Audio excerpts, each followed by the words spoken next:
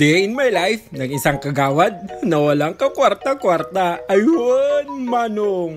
Wala tayong duty ngayon sa barangay, kaya ito yung ipapakita ko na aking pinagkakaabalahan pag wala akong trabahong ginagawa. Maaga nga ako nagising dito at nagdilig na rin ako ng mga pananim namin na pechay. Ilang araw na lang mula ngayon ay maha-harvest na natin itong mga pechay. Siguro sa loob lamang ng isang linggo pwede na tayong mag-harvest nito. Kaya naman kahit napakainit at kahit medyo hirap na kami sa tubig, pinilit pa rin namin na makapagtanim ng pechay.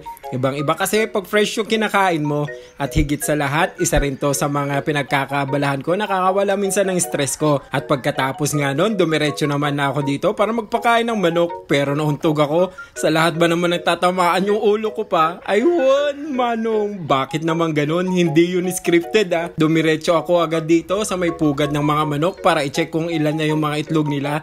At syempre, para makakuha na rin mamaya ng pang breakfast.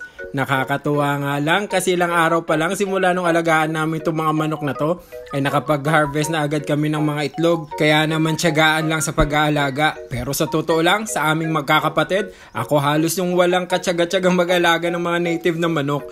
Palibhasa, hindi ko kasi gusto yung karne ng native na manok. Pag itlog pa, abay pwede pa, laban-laban tayo dyan. Pero pag yung karne, ewan ko ba, hindi ko talaga masyadong trip.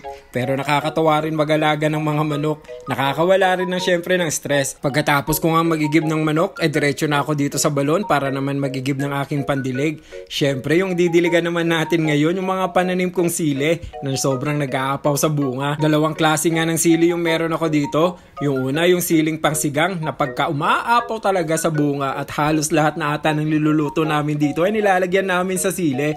Pangalawa, syempre, itong siling labuyo na siya rin ginagawa kong chili sauce na binibenta natin. At pagkatapos ko ngang magdilig nung nasilip kong nag-uumapaw sa bunga, abay, nagpitas na naman ako. At syempre, bibigay ko to sa mga kamag-anak. At tapos, syempre, yung iba, i-display natin sa tindahan ni mama. Paano na lang ba yung may pasampo-sampo na kinikita? Abay, syempre, may bayad na rin yung mga pagod natin. Para nga pala sa mga followers ko na mahilig mag-like at mag-share ng mga videos ko, sa susunod na mag-harvest ako, pipili ako ng bibigyan ko. Pero syempre, kukunin nyo rin dito sa tindahan namin para naman sa ganun, makatipid-tipid ako ng gas. Hindi ko na kailangang i-deliver sa inyo. Pero syempre, nakakasiguro kayo na fresh yan at safe na safe dahil hindi ko ini-sprayan ng insecticides. Kaya naman, pag umabot ka sa point na to ng video ko, sabihin mo lang, i-comment mo, gusto ko ng siling pangsigang. At syempre, pipili tayo. Pero hindi ko sinisiguro na lahat mabibigyan ko. Kukunti lang kasi yung mga puno ng sili natin na ito. Pero syempre, abay libre na rin kahit papaano. Sa ngayon, yun pa lang yung way ko para magpasalamat sa lahat ng mga suporta nyo dito sa channel natin o sa page natin. At pagkatapos nga nun, nung dumating itong pinsan ko, maaga niya at masaya niyang binalita sa akin, ikukuntis daw siya sa math, kaya naman may request siya. Kuya, pwede ko magluto ng spaghetti. Magluto ng spaghetti? Sige, magluluto tayo ng spaghetti. Mahirap naman tanggihan yung mga batang naglalambing, kaya spaghetti ang kanilang hiling. Kaya naman nagpakulo na ako dito ng pasta. Dinagdagan ko na para hindi lang para sa amin, pati na rin sa mga kamag-anak na kapitbahay namin. Abay, syempre, minsan lang naman mag-request yung mga batang to, kaya sagad-sagarin na natin. At syempre pa, naluto na yung pasta. Akin namang ginawa ay naggisa. Bawang at sibuyas, pinaghalo ko na. Hotdog na rin, ang paborito ng mga bata syempre, at hindi mawawala dito sa spaghetti. Naglagay din ako dyan ng ham, para naman mala Jollibee talaga ang datingan nitong ating spaghetti. Ginisa lang natin ng mabuti para masiguro natin na naluto yung ham at saka yung hotdog. At syempre pa, para mas magustuhan talaga ng mga bata yung spaghetti, kailangan maraming hotdog at ham, maraming sahog. At syempre, dahil mga bata, naglagay din ako ng carrots dito para naman mas healthy at hindi lang puro hotdog yung kakainin nila. Hindi talaga maikakaila na pag mga bata, spaghetti talaga yung hanap nila.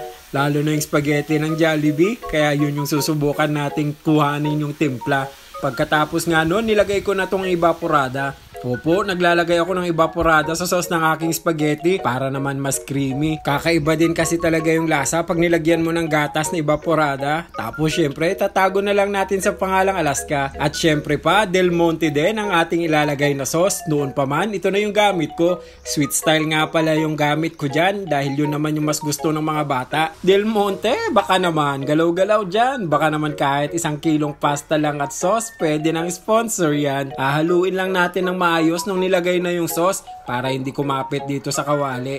At syempre pa, mga ilang minuto pa mula ngayon ay maluluto na ito, kaya naman oras na para ilagay naman natin itong cheese. Mas gusto ko nga sa spaghetti talaga yung makeso, bukod nga doon sa itatoppings, gusto ko nilalagyan din ng maraming cheese itong sauce.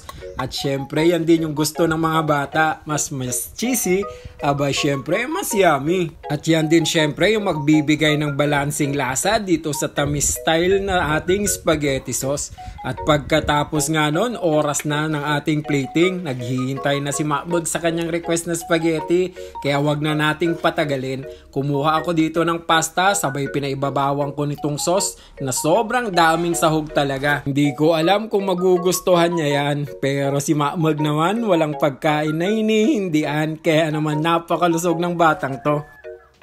Ito na spaghetti mo, Mag!